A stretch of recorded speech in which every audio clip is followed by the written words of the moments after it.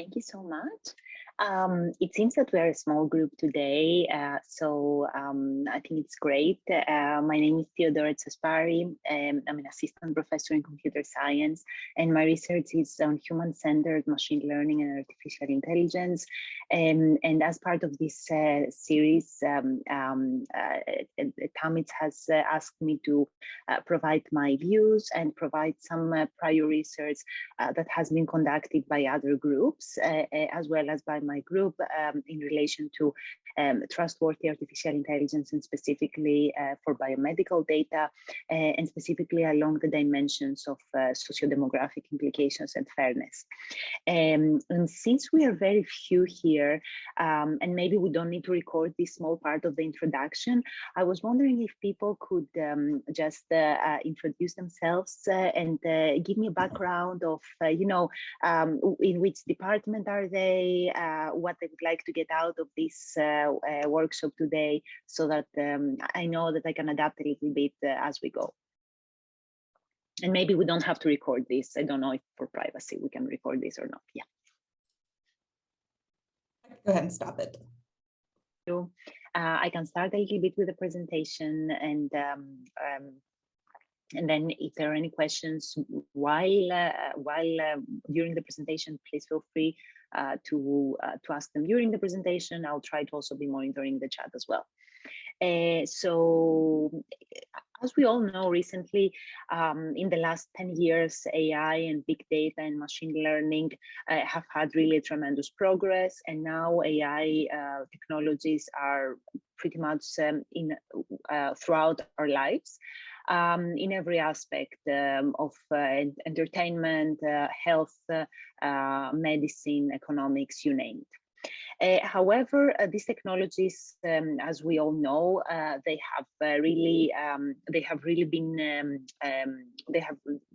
people are really skeptical sometimes about the social ramifications of these technologies.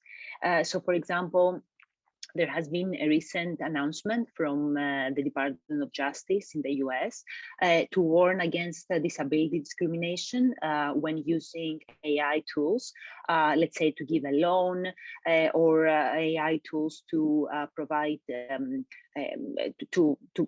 provide the risk of social risks, so social and economical risks. And there is also other work that has really warned against the implications of using AI technologies for health, and many health researchers have called for regulating AI technologies and making sure that AI technologies actually operate under specific standards. Finally, we all know some of the more some work that has been done some time ago from NLP researchers about gender and racial bias that is carried in language and in algorithms.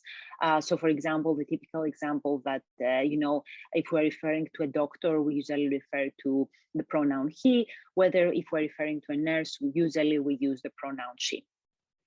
So,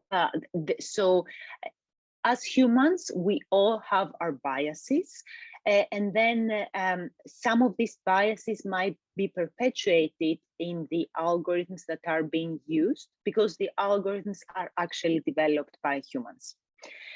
So with this, the next small introduction that I have is actually a video from Google, and it's a 2-minute video that actually shows how biases might be perpetuated in AI.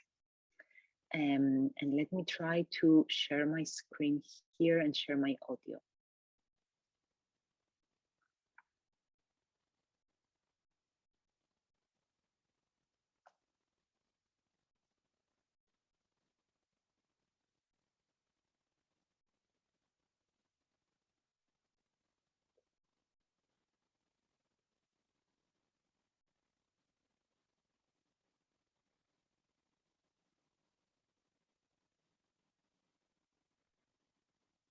Let's see if you can hear that.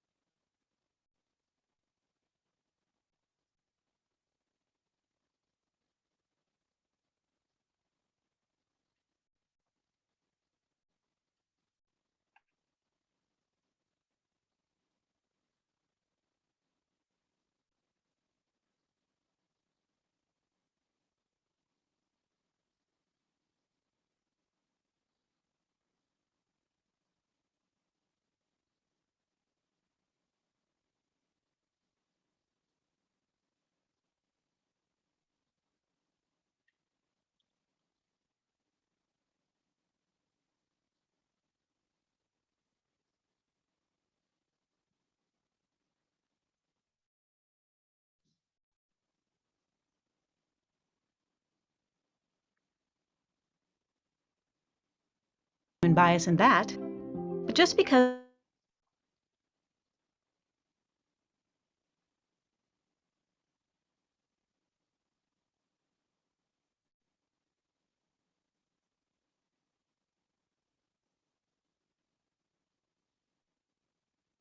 Let's see, maybe now. close your eyes and picture a shoe. Okay, did anyone picture this? This? How about this? We may not even know why, but each of us is biased toward one shoe over the others. Now imagine that you're trying to teach a computer to recognize a shoe. You may end up exposing it to your own bias. That's how bias happens in machine learning. But first, what is machine learning? Well, it's used in a lot of technology we use today. Machine learning helps us get from place to place, gives us suggestions, translates stuff, even understands what you say to it. How does it work?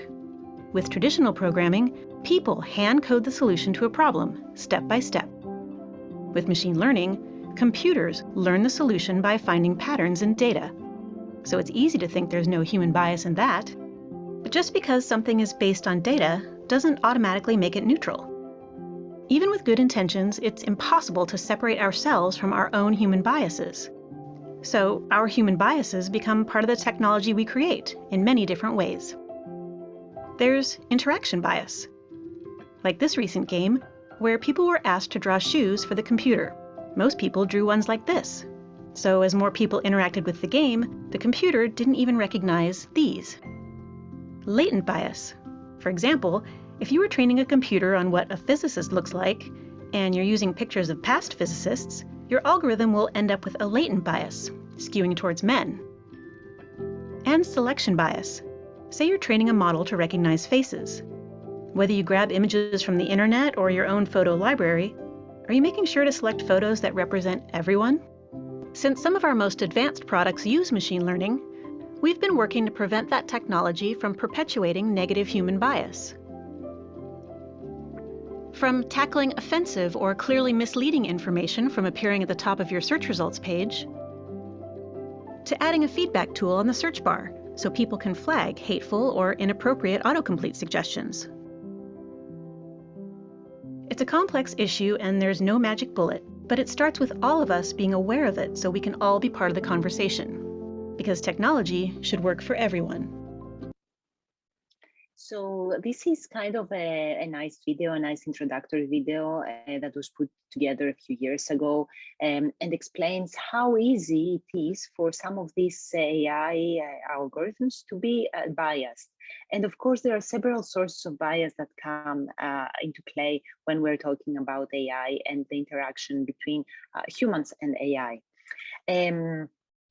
Other examples that support this are studies that came from MIT that support how facial recognition algorithms, especially a few years ago, used to be biased against African-American faces compared to white faces. And these were facial recognition algorithms that were used in major tech companies. So for example, in this picture here, it was quite easy for the algorithm to recognize that this picture comes from a 20-year-old male, while it was not easy for the algorithm to recognize that this picture comes from a young female.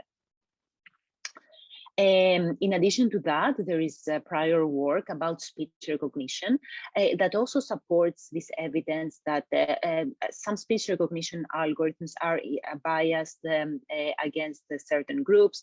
For example, in this study, the authors found that leading speech recognition programs make twice as many errors for African American speakers compared to white speakers. And the same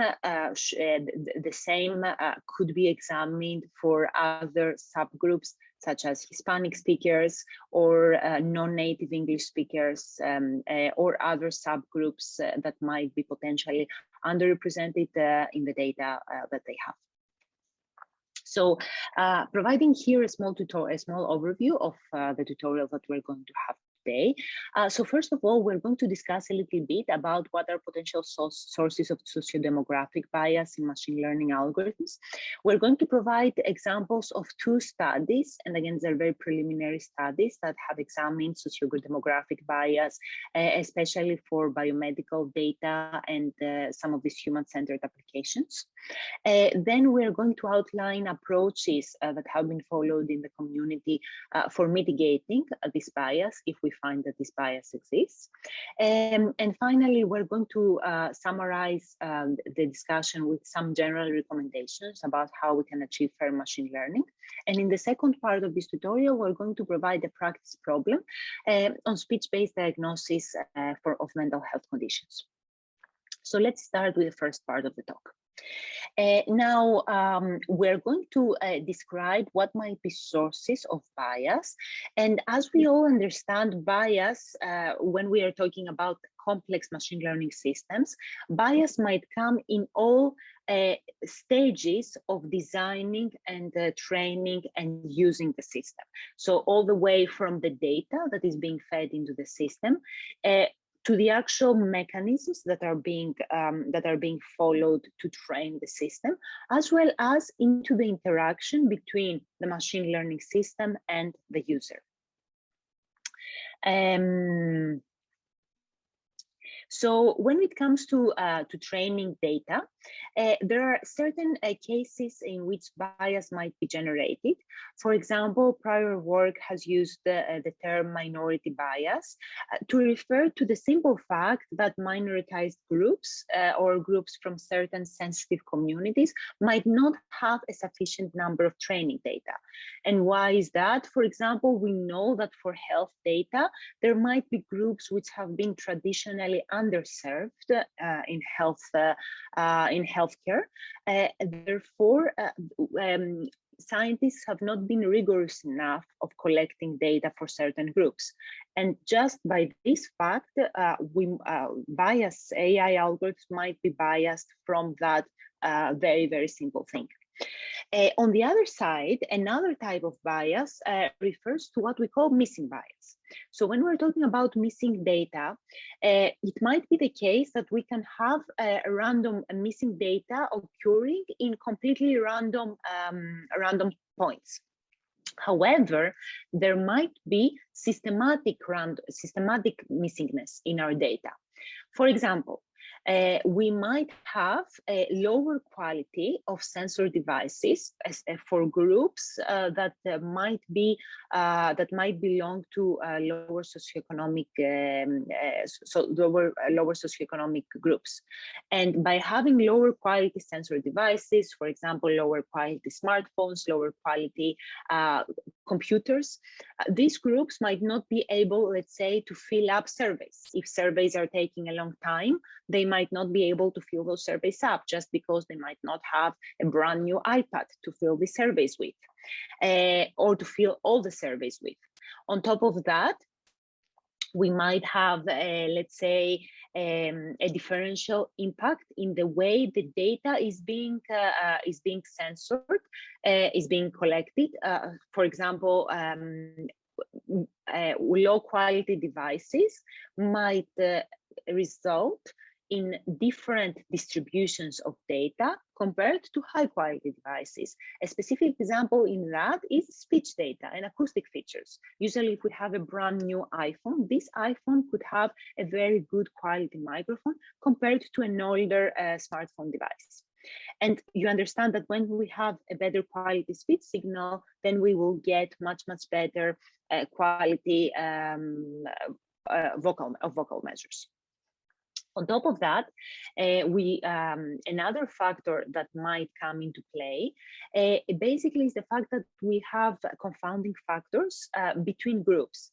So an example here could be that when we are discussing about a heart rate risk is associated with heart rate, but gender might be a confounding factor that further moderates the association between heart rate risk and heart rate measurement. Now, when it comes to the design of the models, There are a few other design parameters that we have to take into account. And the first is the one that concerns the labels and how the labels should be addressed and should be used for each group. So it might be the case that the same outcome might not mean the same thing for all individuals. The simpler thing there could be biochemical values for men and women.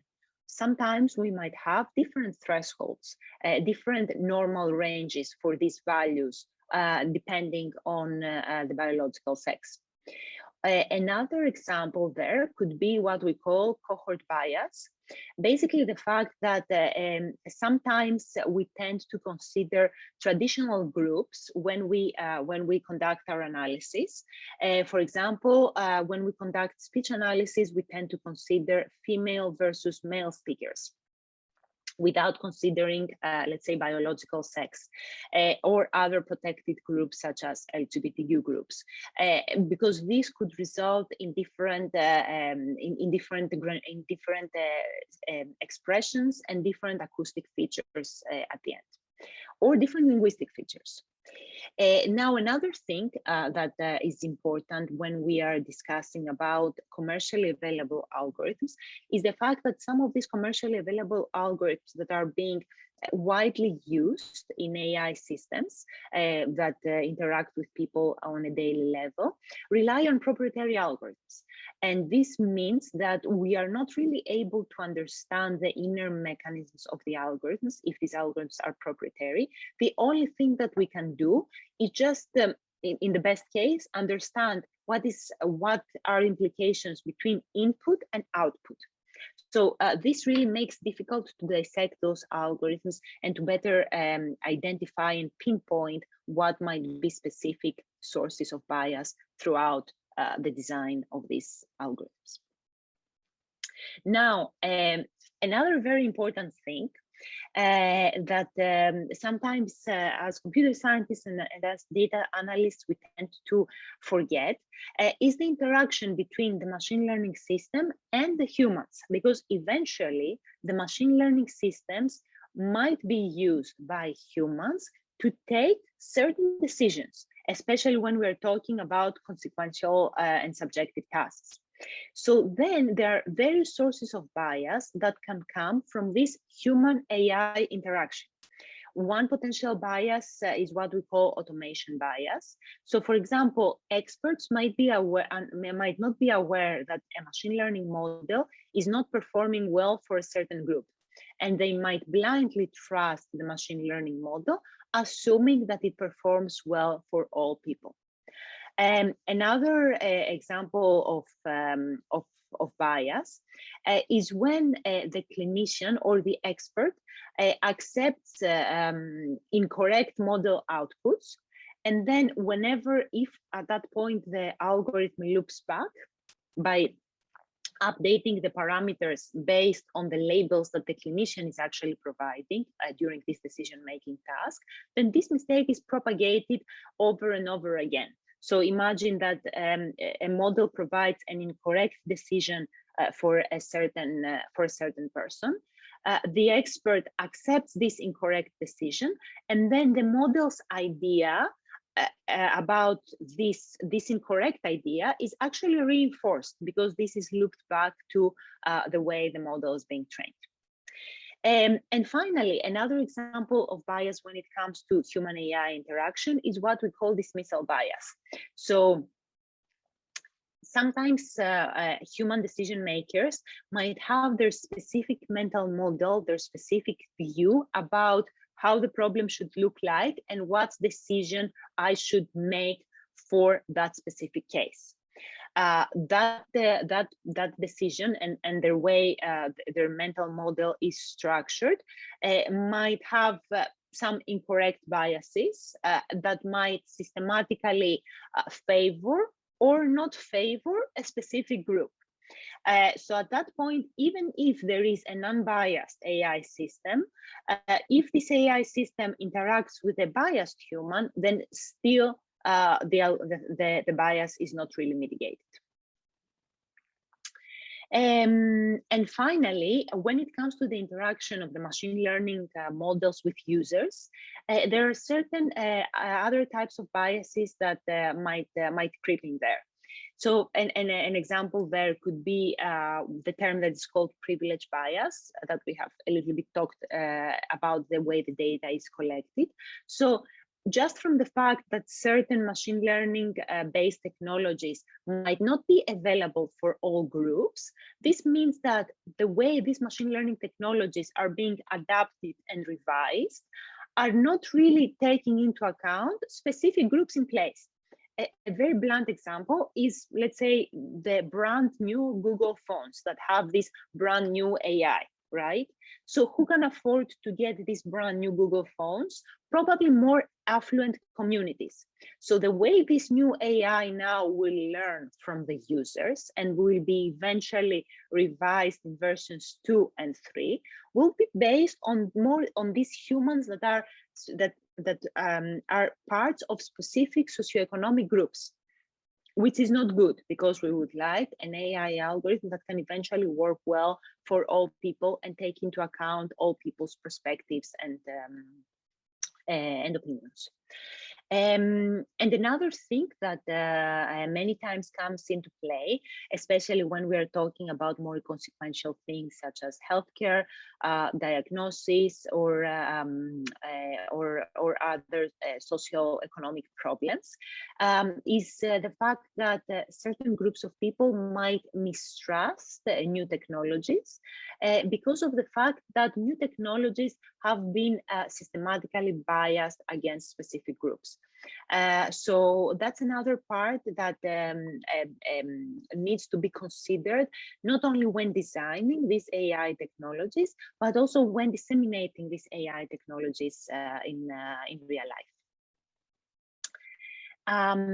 Are there any questions up to here?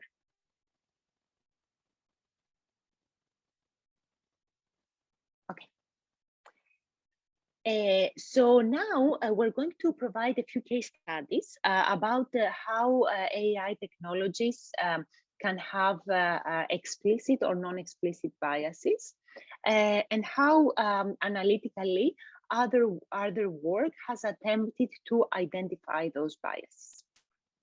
So in this example, we're going to first discuss a paper that examines some preliminary work on racial bias for algorithms that are used by insurance companies to manage the insurance level that certain populations that their consumers are getting. So essentially, the main goal of this paper was to better understand whether white patients might be more privileged when they receive additional care compared to other socio-demographic groups, such as Black patients. This could have been done with other socio-demographic groups and other racial and ethnic minorities. This specific comparison is just for the sake of the exercise and for the sake of this preliminary study. So, insurance companies, many insurance companies at this point, heavily rely on what we call a risk prediction algorithm, which is commercially available to some of these companies. And at this point, it's applied to approximately 200 million people in the US.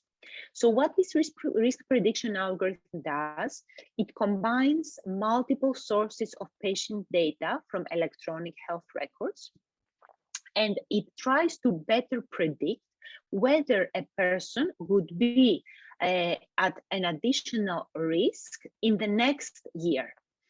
So if the person is at an additional health risk or at an abnormal health risk, then what the insurance would do is that they would recommend this person to getting additional attention from a trained healthcare provider in order to mitigate this high risk. So the data that comes for this study yields from primary healthcare patients that are enrolled in these insurance contracts between 2013 and 2015. As we see that the authors have gotten data from approximately 6,000 Black patients and 43,000 white patients. And the average age of these patients was approximately 50 years old, and 63 of these patients, 60% of these patients were female patients. So initially, what the authors have done with this data is that they have included a set of input features. These serve as the input to this commercially available algorithm that again is a black box, so we don't really know how the algorithm works. And then the output of the algorithm is the total medical expenses that are being consumed for a certain patient. The input now of this algorithm includes certain variables such as demographics, biological sex, age, but not race, so that at least we don't bluntly bias the algorithm towards race. The type of insurance the person receives, whether this person has received a diagnosis of a certain health condition, and this is part of what the authors call IDC-9 codes, which is a standard use of codes to classify health conditions. What type of prescribed medications this person uses, what type of medical service encounters have they had, and what were the results from these medical service encounters, as well as the billed amounts to additional treatments such as dialysis or such as seeing a specialist beyond the primary care physician. So all these inputs were fed into this commercially available algorithm, and the algorithm was trained to predict total medical expenses at a certain time. So the input features were for the previous year, the output of total medical expenses was for the next year. In practice, what would happen is that if a patient is classified that they will have total medical expenses higher than the 97th percentile, these people would have been referred to an additional physician for an additional checkup. So having seen this, having seen these two slides, what might be specific problems that might come up when we are designing and eventually deploying these algorithms? You can either talk or you can either put your thoughts over the chat.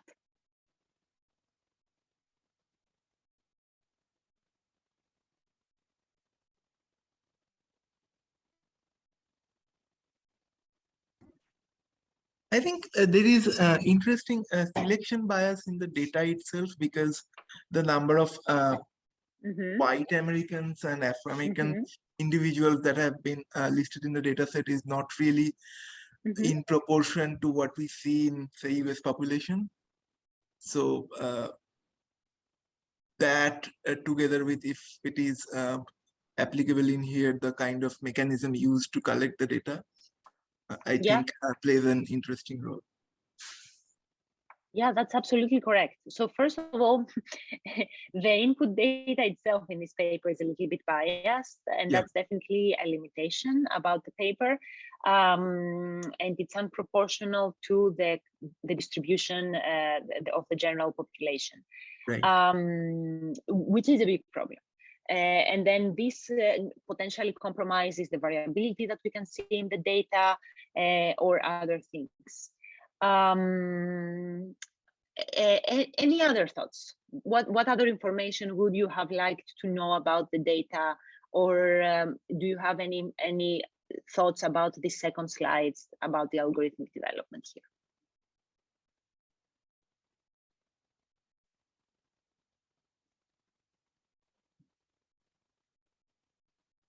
There is a chat here.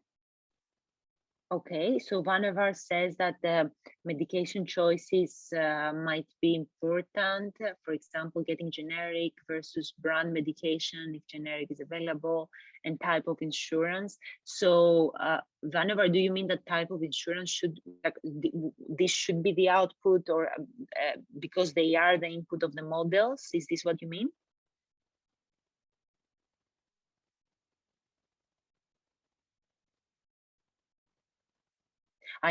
Oh, let me just send this to everybody so that they see. Yeah, exactly.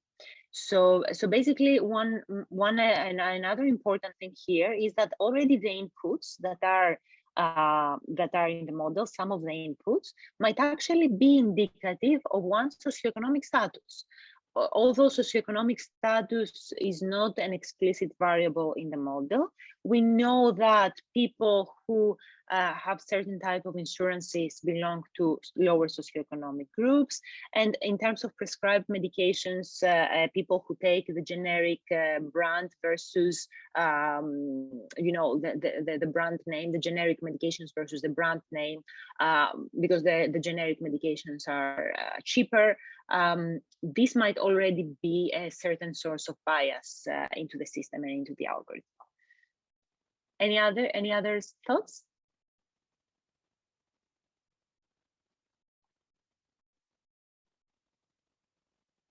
Okay, I think these are already great points. So yeah, first of all, some of the sources of data that are being used in the study are already disproportional between the two subgroups that of interest to the paper, and also the inputs. Some of the inputs that are included in this system that's being examined might be already indicative of socioeconomic status, even of race. So already the inputs might be biased. Another important thing that the authors highlight here is the fact that some of the output might also be biased.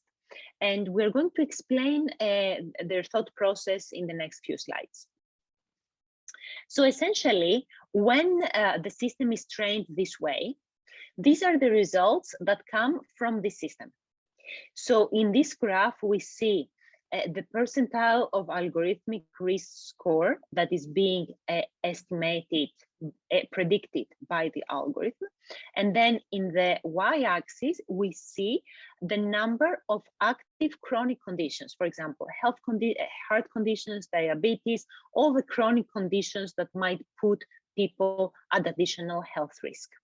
So, and we see these plots against white patients and Black patients.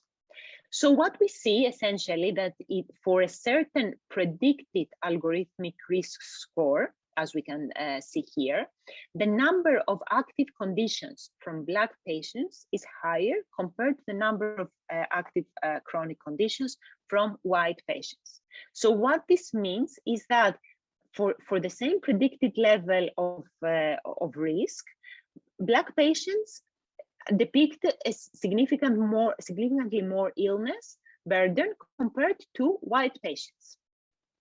And the same thing happens if we kind of separate potential types of health risk factors, such as hypertension, diabetes severity, cholesterol levels, and other risk factors. So essentially, for the majority of these, we see that there is a mismatch between the predicted risk that is being estimated by the algorithm versus the number of chronic conditions for each of the two subgroups of interest.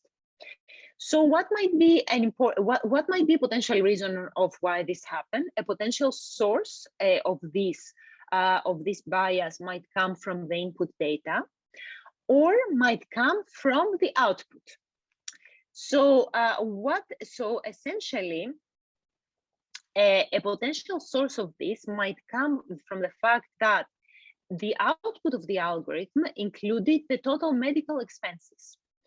If the total medical expenses for one subgroup was relatively lower compared to the total medical expenses for the other subgroup, then essentially, because the algorithm equates risk factor with the total medical expenses, there might be a potential source of bias right there. Why? Because we know that usually white patients tend to seek healthcare to higher levels and also tend to have higher access to healthcare, which means that their total medical expenses are higher just because they have better access. Therefore, they can seek healthcare more. So what the authors did after that, and this is actually a graph of the mean total medical expenditure for the two subgroups. That was basically, this was the label of the algorithm.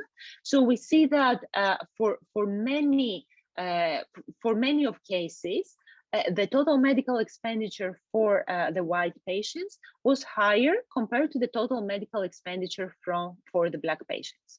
So again, there was a specific and explicit bias right there at the label of the algorithm, and this label was equated with the health risk.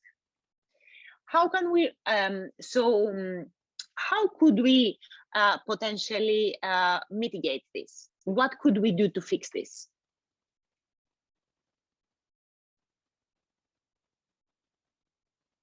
Could we potentially change the label of the algorithm, the output of the algorithm, in the way we formulate our data, and how could we change that? Maybe make some adjustment for the two groups. If my algorithm is linear in my predictors, maybe simply use a linear regression and subtract the part explained by the race. That would work for models that are linear in by covariates. Yeah. For nonlinear models, we have to be a bit more careful. So yeah, maybe some adjustment of the response variable itself.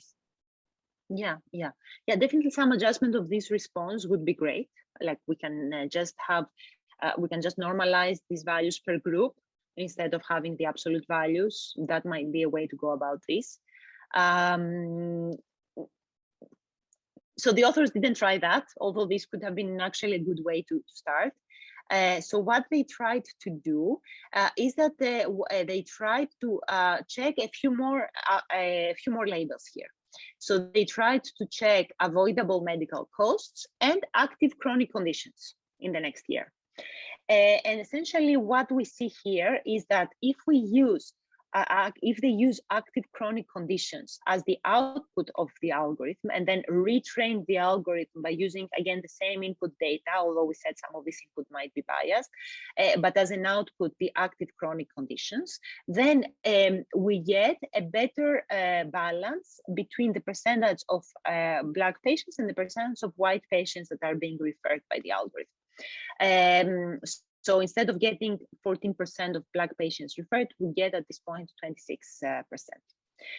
So that's one example in which basically just a simple thing, equating the risk with the medical costs might actually inadvertently impact certain populations within our society.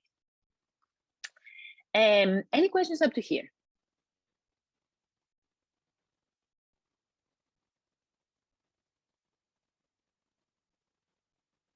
Okay. So, and this is just the last plot here that shows the plot of the percentile of predicted risk score against the total medical expenditures, and at this point where the algorithm was trained, I think, using the active chronic conditions. So in the next subsection, we are going to discuss a different application which focuses more on speech-based technologies for mental health. And speech is kind of a big part of my research. That's why we're going to focus a little bit more on that here, as well as on the practice problem that we're going to discuss.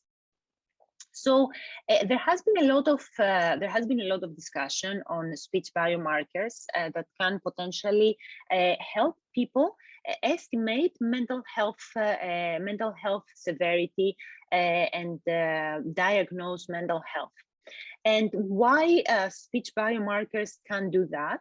Because speech essentially reflects the palpitations of our vocal folds and the way our vocal folds coordinate with our vocal tract in order to express our speech signal.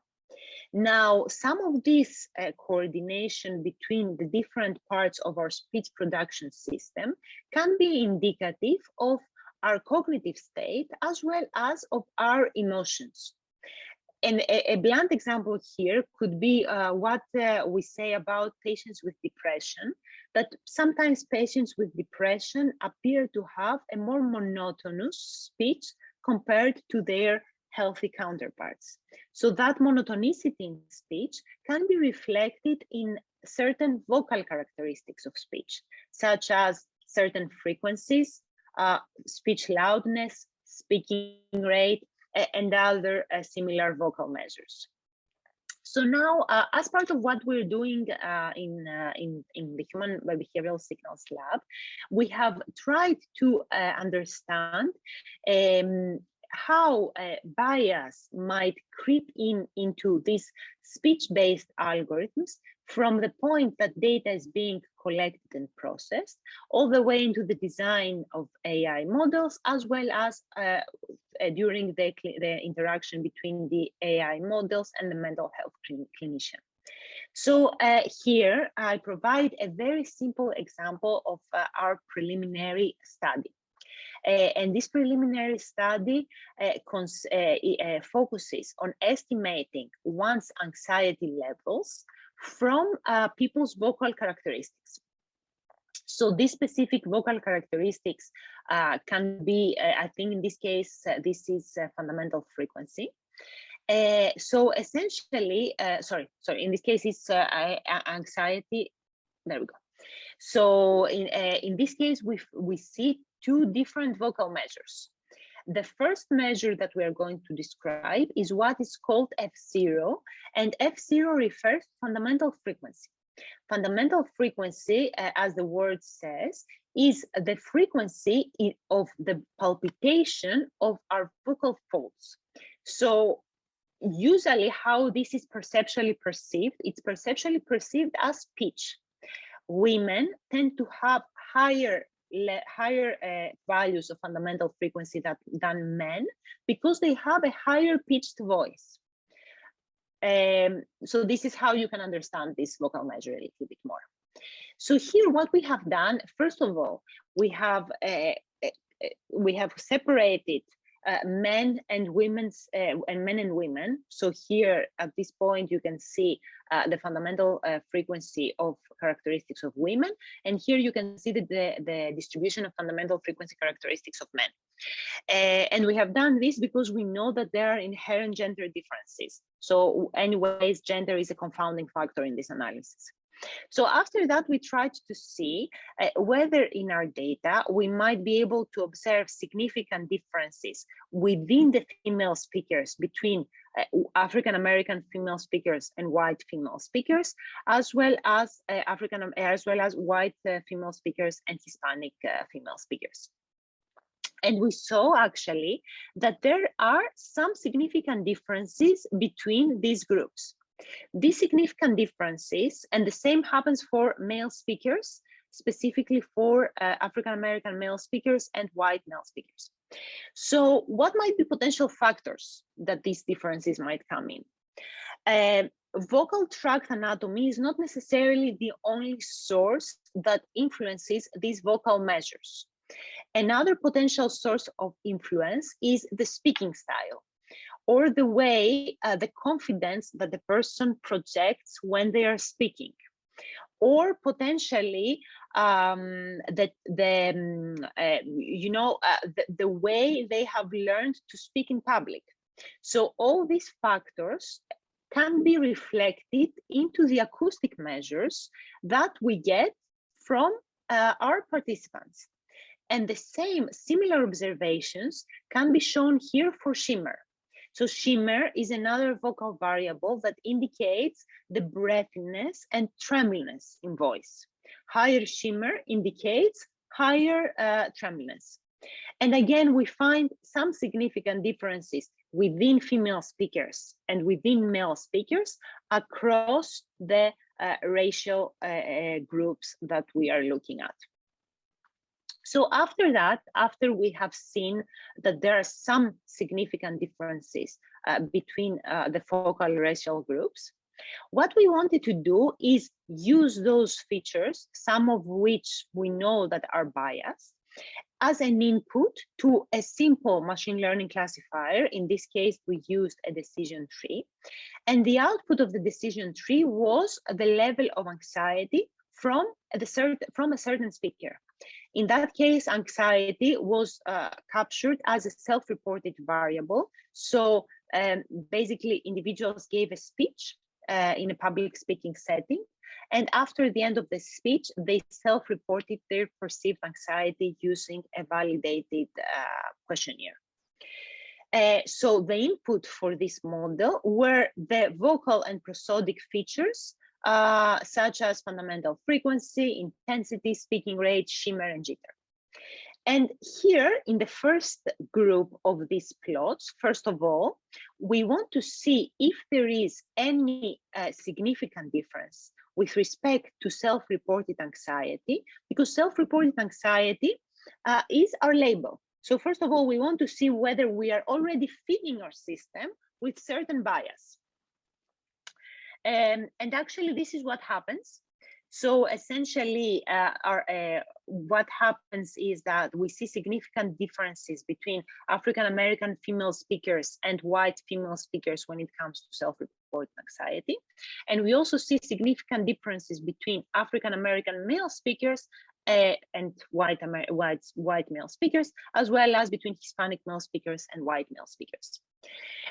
So we want to see, first of all, these differences, although the system here might be biased, we want to, as part of our future work, what we want to see is we want to better understand what are potential factors that might contribute to these differences.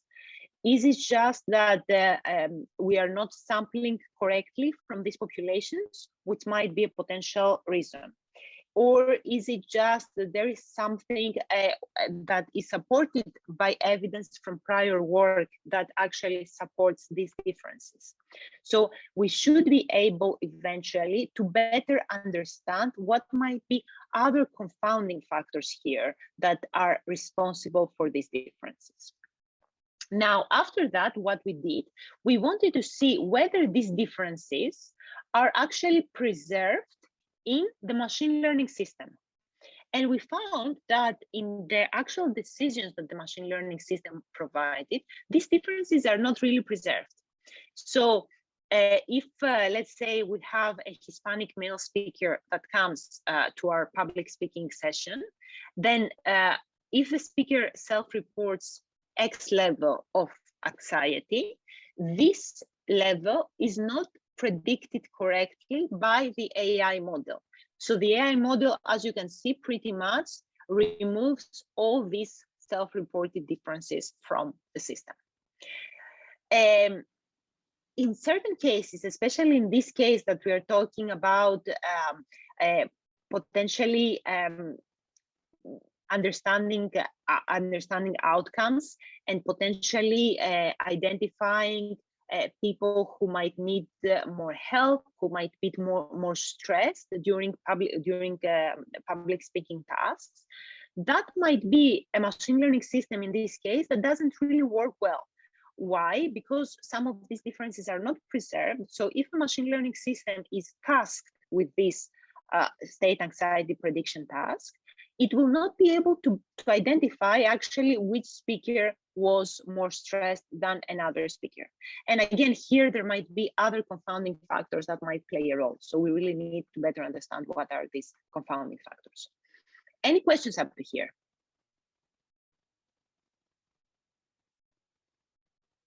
So the estimated anxiety that you have is based on the regression tree model, right? So these numbers can vary quite a bit with respect to the model of choice. So yeah. you want to comment on that? I mean, how do I know Yeah, whether yeah. to trust a model or not? Abhishek, that's a great question. Yeah. So we have tried a few more models. We have seen similar results here, like with feed-forward neural networks that we have tried. We have seen quite similar results, but it's definitely a function of the model. So I'm not sure. We really have to do more analysis to be able to better understand how other models might work here. Because. Yeah, you precisely answered my question. I was trying to see if we can compare a bunch of models with respect to some model selection criteria so that we can have some level of understanding about how dependable the model is. Yeah, thank you. Yeah. No, that's a great question, and it's definitely what we're also trying to do a little bit more. Yeah. Thank you. Thank you, Abhishek. Any other questions or thoughts up to here?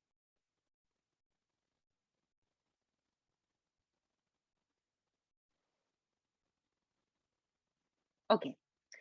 So as part of these two kind of preliminary studies, we have examined a little bit what might be sources of bias in some in biomedical data, and the fact that actually we might witness bias even at the data itself.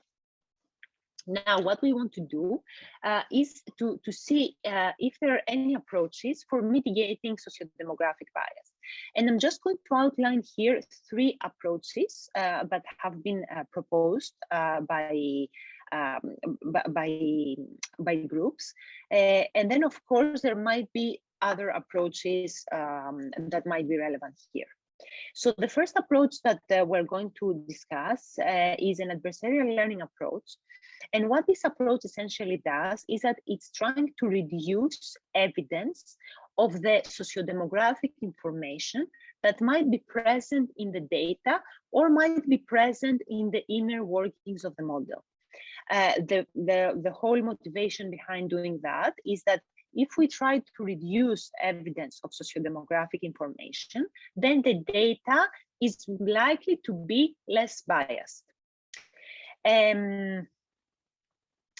So essentially, we are going to outline a study that was conducted for image anonymization through adversarial learning.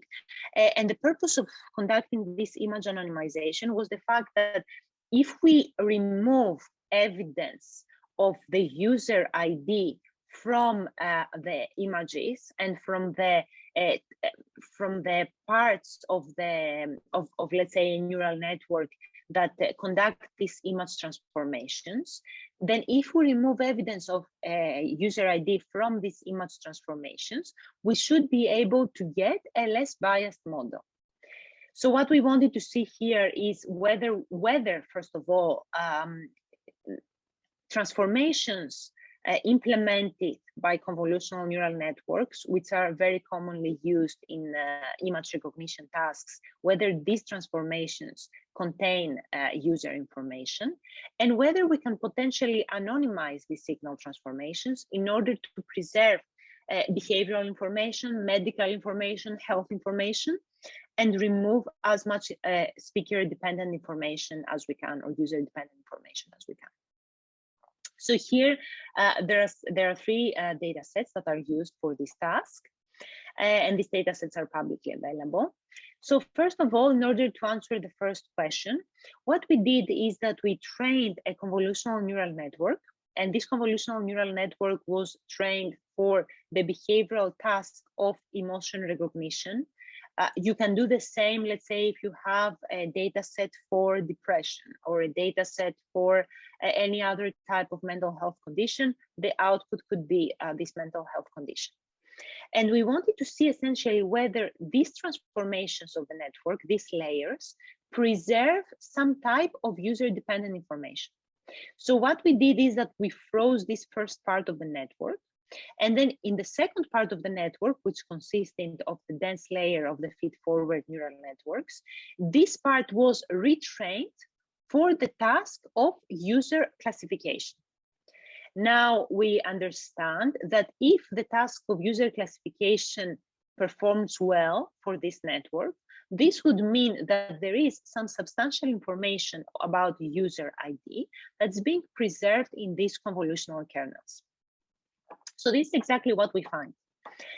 In this first set of bars, we see the user classification on I think that's the JF data set.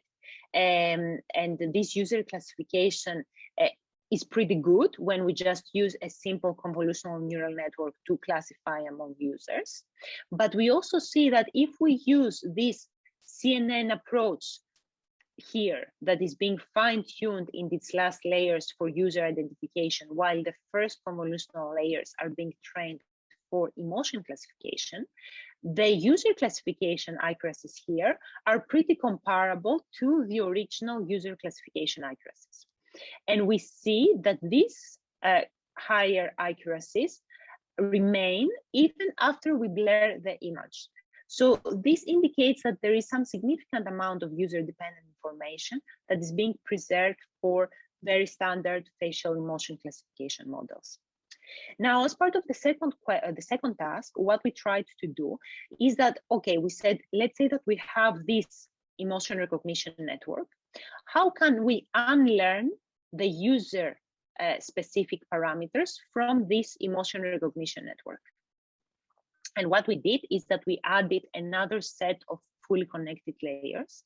These fully connected layers conduct user classification, but these fully connected layers now are being trained alongside with the convolutional layers such that they maximize the user classification loss while they still minimize the emotion classification loss. So we understand that by doing so, what happens is that we try to have these convolutional kernels have as good emotion classification accuracy as possible, but have as bad user classification accuracy as possible. Here are some of the results that were obtained across these data sets. And the difference between baseline and proposed approach is the fact that baseline is the adversarial learning when we just learned all parameters of this network at once. Based on the proposed approach, we first learned a good emotion classification model by keeping those layers frozen. Then we froze those layers, and then we learned a bad user classification model. And this helped a little bit more with the stability of the training.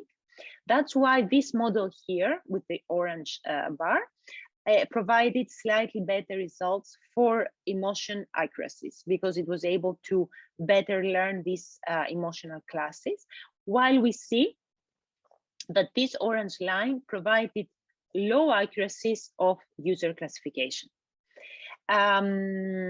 We also tried to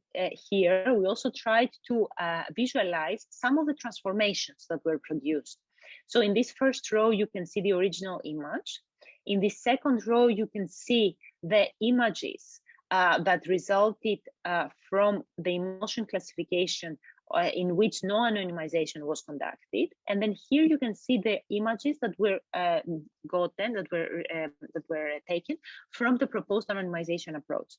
So what you see here is that these images do not emphasize that much the shape of the face that is being emphasized more from these images, and take general facial characteristics rather than these images that really pinpoint specific facial characteristics that might be more descriptive of the identity of the user. So by conducting similar techniques in which we can remove sensitive attributes from the data, either this is a speech data set or this is an image data set or any other types of biomedical data, we might be able to reduce evidence of this sensitive information, and we might be able to get more fair results when we're talking about machine learning and about machine learning for biomedical applications. As part of the second approach, we're going to discuss what other work has done and what other people have done in terms of implementing more fair AI systems, is that they have added in the loss function a fairness regularization term. So essentially, we understand that we usually, when we train an algorithm, any type of algorithm in machine learning, we have this thing, and don't worry about the notation here that much. So we have this L, which is the loss function. If you train a feed-forward neural network, this function might be your cross-entropy function if you conduct classification. You also have this term here, which is the regularization. So this regularization means that we want the parameters, the weights that are being learned from our network not to be overwhelmingly high. Why? Because if there are some weights that are overwhelmingly large, then these most probably are likely to result in overfitting. So this regularization just is a term that is added here in order to prevent overfitting. And finally, on top of these two terms that are very standard in machine learning, other people also add what we call a discrimination score. So a discrimination score essentially means how the difference in performance between the sensitive and the non-sensitive group. So essentially, in this case, this discrimination score was defined by the difference of the probability of estimating high risk given that we have a sensitive group, minus the probability that we estimate high risk, given that we have a non-sensitive group. So essentially, by adding these constraints, models are being learned, these parameters theta, which refer to the parameters of our models if we have parametric models, they are being learned in order to also meet those constraints. Therefore, they prevent the algorithm from showing too high risk for maybe a sensitive group or too low risk for a sensitive group. And this is essentially an example of the results that were obtained from this approach, and it shows exactly that. Now, going a little bit more into another way, another very valuable way that bias could be identified and could be mitigated from the data is basically having explainable methods. As we know, especially now that we have transitioned more into deep learning methods, not every method is explainable. So a good practice in general is to try to preserve some explainability in the model. The explainability could be either as part of a model that is already interpretable. So we have some models, for example, in machine learning, such as linear regression, decision trees, that are highly interpretable, right? We know exactly what features are being used, where are the features used, what is the importance of the features, but we also have some models that are less explainable. So one potential way to address this for less explainable models is to try to make them explainable to some extent. And one most probably maybe the other seminar series have discussed this. So one very widely used method for which there is a GitHub code is LIME. So LIME stands for Local Interpretable Model Agnostic Explanations. So the intuition between LIME is that we do not care about the model itself. So then we consider that our model is a black box.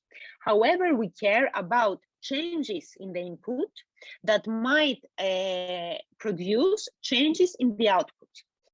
So essentially, if we have changes in the input that produce very substantial changes in the output, this means that the input, this input region, is quite important when we are making this decision. So this is essentially a case where a deep learning model was used to, I think, to estimate flu, to predict flu. And these are some symptoms that were added at the input space of the model. So essentially what the authors did there is that they just perturbed each of these inputs. By perturbing each of these inputs, we can see what is their contribution in the output of likelihood of flu. So essentially we see that sneeze and headache have a high positive contribution in the output, and no fatigue has a high negative contribution in the output, while weight doesn't have any contribution in the output. That's why weight was not deemed to be an important feature, and age the same. So what this might say in practice when we try to assess explainability and fairness is the fact that if here we have certain features that might be more indicative of socioeconomic status, or might be more indicative of the sensitive group, of the attributes of the sensitive group, then it's very likely if that our model is biased, just because the important features are also very much confounded with the socio-demographic characteristics of the participants. I also have to note here that LIME doesn't only work for these types of inputs. So LIME also works for text, and it also works for images, therefore making it very adaptive to various contexts and to various biomedical applications. For example, if you have MRI images or other types of data.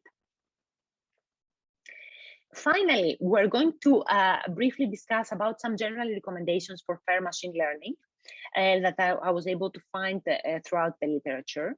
So essentially, let's say that we are trying to design a machine learning algorithm that will be used by the general public, or will be used to make decisions about the general public. Having just a computer scientist or a person from statistics or a data analyst to design this algorithm on their own, or a team of homogeneous people, is not enough. Where the community goes in general, and what is more and more acknowledged, is that with people that are more competent with data analytics and computational tasks, we need to also have people that are more that better understand implications of these algorithms in the communities. So this might be people that come from social sciences, from health sciences. Essentially, there should be diverse teams, not only in terms of socio-demographic diversity, but also from expertise diversity that should have a say in the way these algorithms are being designed and deployed. And through the design process, these teams should be able to clearly define the goals of the model, discuss ethical concerns, discuss what might be important groups, sensitive groups that should be protected when these algorithms are deployed, and discuss if there might be any sources of bias that might come from the design of the algorithms, as well as from the data that we get, like for example, from historical data. And similar things should happen during the data collection. So we should try to collect representative data from the entire population, and data that might not be biased from factors that we do not understand, or factors that might not be obvious enough, such as the collection mechanism in which the data is being captured. And finally, discussions about fairness and bias should come throughout all the stages of training the algorithm and deploying the algorithm.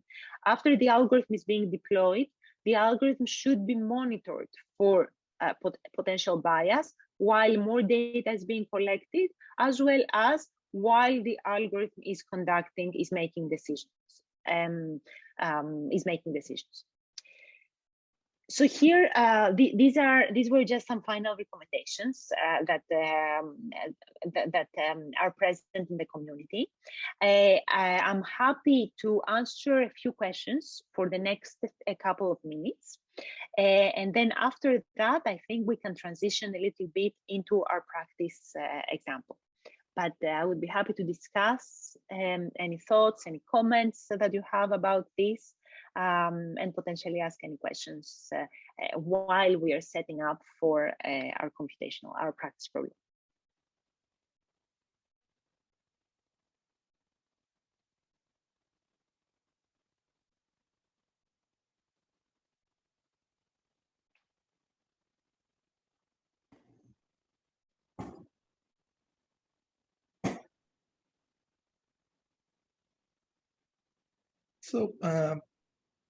So, the Lime example that you explained to have explainability to sort of ensure fairness, the example that you explained, it's sort of easy to see what factors to mask, but you mentioned we could use it for images and text as well. Then masking can be a bit non-trivial, right? And my results can depend on how I mask as well. So can you comment on that? Yeah. So it's more not only, so basically this was more on data exploration rather than masking for now, I guess. So like for images, there might be systematically parts of an image that are being considered very important when taking decisions, right? Like for example, I don't know, like this is just a probably dummy example. The length of the hair, right? That might be a very important factor when making a decision. Usually women have longer hair than men. So automatically the algorithm might be looking into gender, and then it might be inadvertently biased for gender. But I completely agree that, you know, it's not always straightforward to assess and evaluate some of these explanations, especially if we are talking about millions and billions of data. There should be better solutions from the community, and I think this is where the community is trying to go, to better understand the interaction between the explanations and the users, the stakeholders, so that we can better understand what we can do and how we can design these algorithms better, or maybe how these interactions should be. But I don't know if there's a clear answer there. Yeah, thank you. Yeah.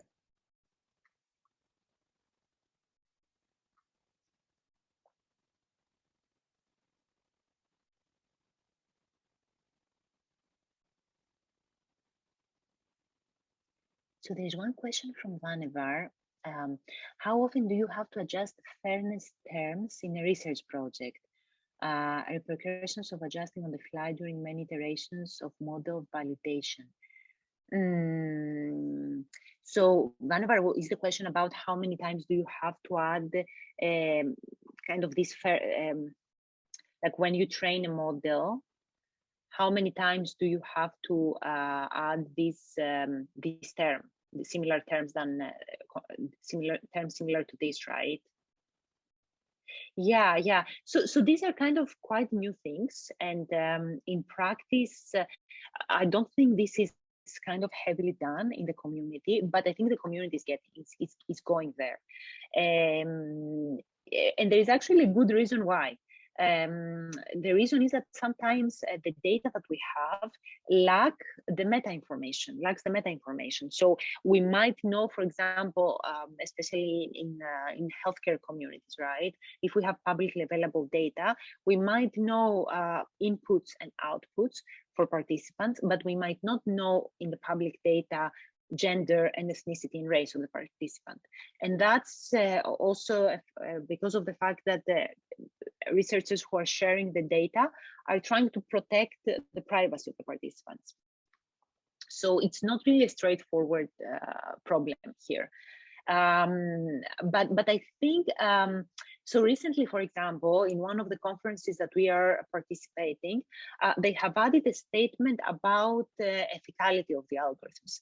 So essentially, what you're proposing, what you're doing in your paper, to provide the paragraph about ethical implications from the deployment of this algorithm in society and communities, which I think this is very important. And hopefully, eventually, if we have accurate data, if we have all the correct conditions, these fairness terms will be more and more, will be by default included in loss functions, the same way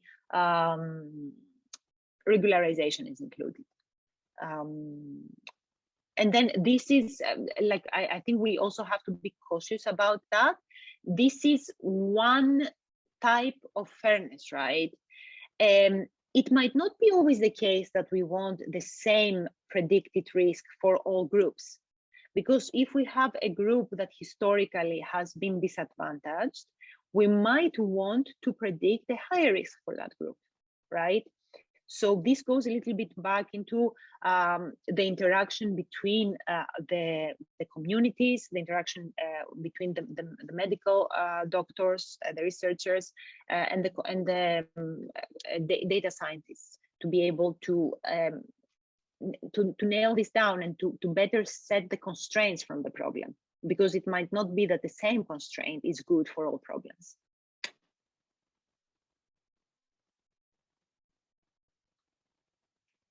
Any other questions?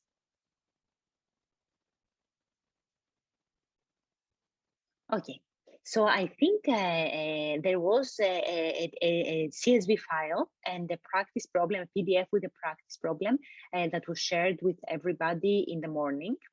And this is kind of a last minute thing that we tried to do. So, so we will see how it goes. So what we have collected and cleaned, we haven't collected actually, what we have cleaned is a data set that is publicly available in our community. So this data set is called DAIC-WOZ data set. I also have to acknowledge here that my undergraduate student, Michael Young, has helped me significantly with this, because this is also part of one of his research projects. So this data set includes speech data from interactions with participants and clinical experts, or some other types of conversational agents. But essentially, these clinical interviews were conducted to support mental health diagnosis. One of the mental health parameters that this data includes is the severity of depression, known by the PHQ-8 score. So we have information. So what we have done is that we have selected a subset of acoustic features that have been extracted from the speech data. And we have, these are the acoustic features that are the most indicative of the depression severity. We also have information about the subgroup of the speaker, whether the speaker is a female or a male speaker. And as part of the practice problem, what we would like to do is that we would like to go over this process of better understanding if there is bias in the acoustic features that are being used between male and female speakers. If we train a machine learning algorithm using these acoustic features to estimate the degree of depression severity, then whether this algorithm will perform differently for male and female speakers, and whether this algorithm will estimate labels depression severity scores that have a different distribution across our speakers. Let me share my entire screen here, because I think this will be better.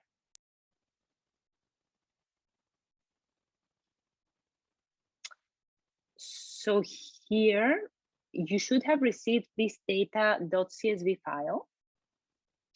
So this CSV file, the rows of the CSV file correspond to the participant ID, and the columns correspond to the vocal measure. So the columns 2 through 18, approximately, I think, correspond to different vocal measures. So here, for example, you can see that the first vocal measure is F0 mean. So this is the overall, the mean of the fundamental frequency of the speaker over all their utterances. This is the standard deviation of their fundamental frequency. And again, fundamental frequency is one of the most commonly used vocal measures and acoustic features because it reflects the vibration of the vocal folds. Fundamental frequency, as we said, is definitely associated with gender, but it can be also associated with some mental health conditions, like the frequency, the variation in the frequency in the way the vocal folds palpitate in our vocal tract. That might be indicative of a certain mental health condition.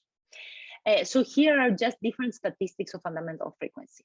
We have also added loudness, and loudness refers to how loud the speech is.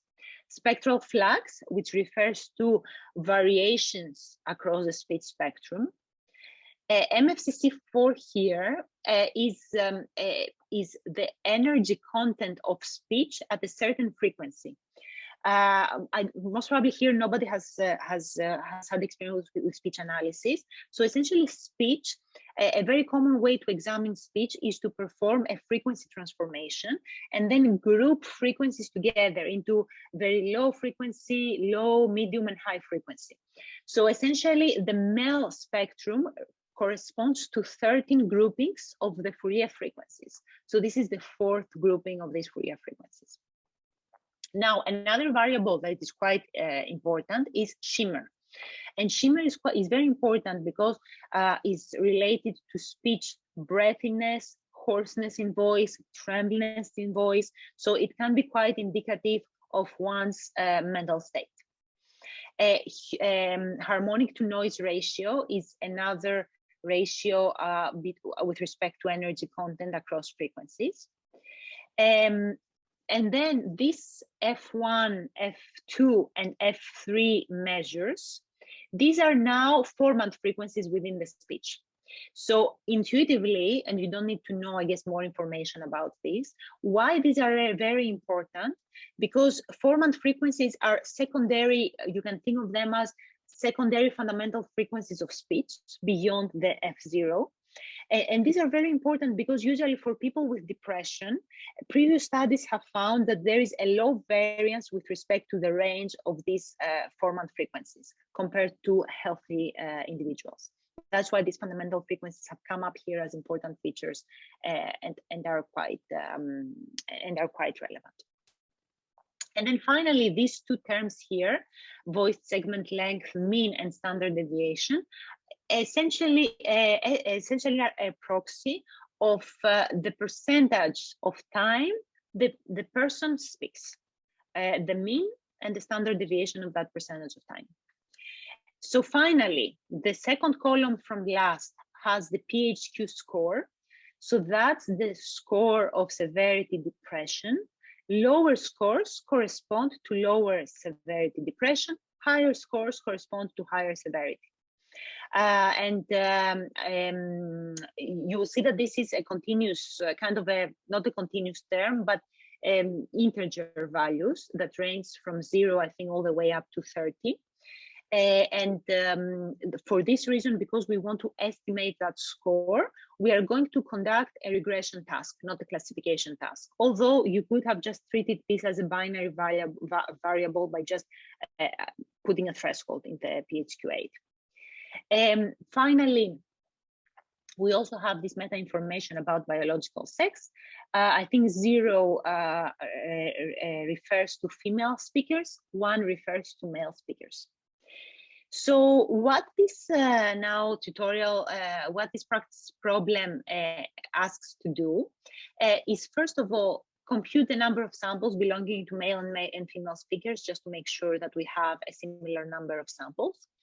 Then the second part of the tutorial, what it wants us to do is to run t-tests for each of the features is so that we can better understand which of these features, basically these features here, from F0 mean all the way to segment length, voice segment length, which of these features depict significant differences between female and male speakers. Now, the third question asks to train a machine learning model. The input of the machine learning model are these 17 features. The output of the machine learning model corresponds to the degree of severity depression, the PHQ score. You can train a random forest if you would like, or you can train any other type of machine learning model, and you can use just a k-fold cross-validation for that by randomly splitting faults. So after you train the model, what you can do is that you can collect all the depression severity decisions that you got from all the faults. Now, after collecting these depression severity decisions, what we need to do is that we need to run t-tests with respect to the severity labels and the predicted severity. Why we want to do that? First of all, we want to see if there are discrepancies in terms of the labels that were based on which the model was trained. And if there are discrepancies, whether these discrepancies are being preserved in the actual predicted depression severity scores. And then after that, maybe we can discuss, if we have the time, we can discuss about implications of these findings for algorithmic fairness. So how many, oh, there's one question actually here. Depression scores, yes. So PHQ-8 is actually a survey that asks people certain questions that are indicative of depression. PHQ-8 is actually very well validated, and it's quite a reliable proxy for depression. But of course, it doesn't substitute clinical evaluation. So what happens in practice is that whenever somebody scores high in PHQ-8, usually they would have to go through a clinical evaluation with a clinician, and there's kind of this established procedure now to diagnose depression. What I'm going to do is that I'm going to split two groups. You can work within your group for, I would say, 10 minutes. And try to see how you can do this problem, and wherever you reach, that's okay. And we will come back in 10 minutes, and we're going to go over the code and see the results. I'm going to briefly demo what we have in terms of this analysis, and then I'm happy to discuss whatever questions there are there. So let me share the screen that with what we have so far regarding this. So essentially, we had this CSV file that was, I'm using Google Colab here, and I'm happy to share the code with everybody. So we use the Pandas library to read the CSV file. As you may know from other tutorials, the Pandas library is one of the very effective tools in Python to do that. So what we did is that we got the entire data matrix, which is referred to here as MAT, and then we also stored separately the gender information, the biological sex information from the participants. So after that, we used the stats library from SciPy in order to run the t-tests. So as we mentioned in the practice in the practice problem, we wanted to run t-tests for each of the features separately, in order to see if there are significant differences between female and male speaker with respect to each of these features. So with this for loop, we're just enumerating across the features of our data. So you can see here that this mat variable is this data frame with shape 107 times 20. What this means is that we have 100 shape rows, which correspond to the participant number, and 20 columns, which correspond to the 17 features. the first column, which is the participant ID, and the last two columns, which are the PHQ score and the biological sex of the participants. So then this variable co here has the name of the feature. If the feature is the participant ID or the participant sex or the PHQ8, we ignore because we're just interested in conducting the t-tests for the features. So then we have two separate variables that are two list variables in Python. And these variables are being used to group the features for the female speakers and also group the features for the male speakers. We have 63 male speakers and 40, if this shows, I think 44 female speakers here. So the data set might be a little bit more skewed towards male, but not that much. So then after that, we enumerate over the corresponding column of the table. So for example, if we have the second column, which has the F0 mean, this variable here has basically all the values of F0 mean. So if the corresponding gender for every element is 1, then we assign that to the feature male vector. Otherwise, we assign that to the feature female vector. So these vectors at the end have all the values for each feature, all the values for the female and the male speakers separately. So after we have gathered all the values, that's this simple thing to conduct the t-test. So for that, we use the stats library. And then the input for this t-test are just the group of values from the male speakers and the group of values for the female speakers. And then we print the t-statistic value and the p-value from these t-tests. So here you can see some of the results. A few things that came to my attention when I saw those results. We see that F0 mean is statistically different between female and male speakers.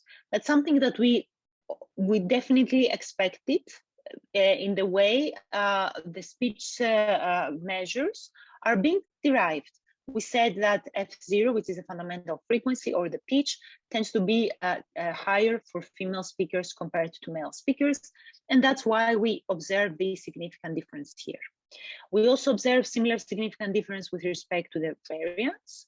And we also observe similar significant differences with respect to other characteristics such as loudness. We don't observe significant differences with respect to the mean and standard deviation of the voice segment length. Why? Potentially because there might be no gender effects with respect to these two variables. So I'm not sure if we can find obvious gender effects with respect to these two variables. Now, moving forward, the next part of the problem asked us to design a machine learning model to estimate the level of depression severity from these acoustic features. So for this, what we did, we just used a simple random forest regressor. We could have used any other algorithm, and it would have been actually very interesting to see if there are differences with respect to the algorithms that we are using in terms of the results.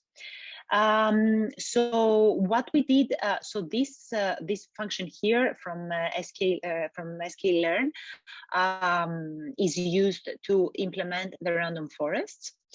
We have just defined 20 decision trees within the random forests. That's just a random number. For the case of this practice problem, this number could have been anything else. And we could have also defined more hyperparameters, such as the depth of these trees or any other types of hyperparameters. Now, we separate our features in this X variable. These are the feature frames. So again, we have 17 features, so 17 columns and 107 rows for each participant. And Y is the label of the model. The label of the model is a single vector that contains 107 elements. And we also here we have the gender information. So we define the k-fold, the 5-fold cross-validation in this case. So what this allows us is an automatic tool that Python has to split our data into 5 folds. Why we do this? Because we want both train and test data, because we want all our samples in our data set to be depicted both in the train and in the test data. And potentially a main reason why we're doing this is because the data set only has 107 samples. So if we just randomly choose a test set and a train set, the test set might not be representative of the data just because the data is not large enough. So then this loop here implements the k-fold cross-validation. So essentially for each fold, we fit a regression tree. The train data for the regression tree are the train data that are included in this fold. So X are the features of the train data and Y are the labels of the train data. Once we have trained our regression model, we use the test data to predict.